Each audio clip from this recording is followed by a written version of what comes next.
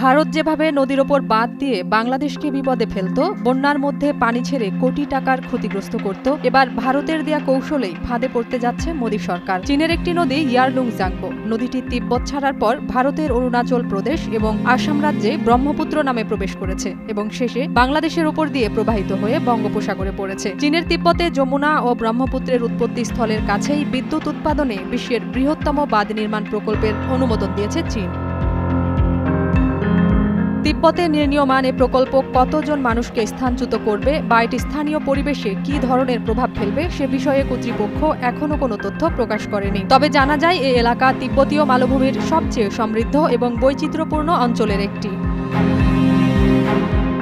চীনের রাষ্ট্রায়ত্ত সংবাদ সংস্থা সিনহুয়া জানায়, এই প্রকল্প চীনের কার্বন নিঃসরণ সর্বনিম্ন পর্যায়ে পৌঁছানো এবং কার্বন নিরপেক্ষ লক্ষ্যমাত্রা অর্জনে গুরুত্বপূর্ণ ভূমিকা পালন করবে। এছাড়াও এটি সংশ্লিষ্ট বিভিন্ন শিল্পের প্রসার ঘটাবে এবং তিব্বতে নতুন কর্মসংস্থানের সুযোগও সৃষ্টি করবে।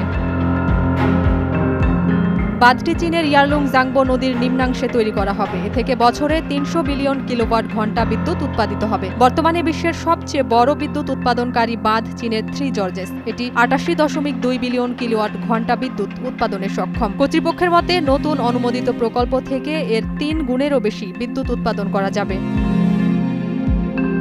ইয়ারলুং জাংবো নদীর একটি অংশে মাত্র ৫০ কিলোমিটারের মধ্যে পানির প্রবাহ ২,০০০ মিটার পর্যন্ত নিচু হয়ে গেছে, যা জলবিদ্যুৎ উৎপাদনের সম্ভাবনাকে আরও বাড়িয়েছে। ড্যামটি নির্মাণের জন্য প্রয়োজনীয় ব্যয় প্রকৌশল খরচ সহ থ্রি জর্জেস ড্যামের খরচকেও ছাড়িয়ে যাবে বলে ধারণা করা হচ্ছে। চীনা কর্মকর্তাদের মতে তিব্বতে জলবিদ্যুৎ প্রকল্পগুলো পরিবেশ বা নিম্নাঞ্চলের জল সরবরাহে বড় ধরনের কোনো প্রভাব ফেলবে না।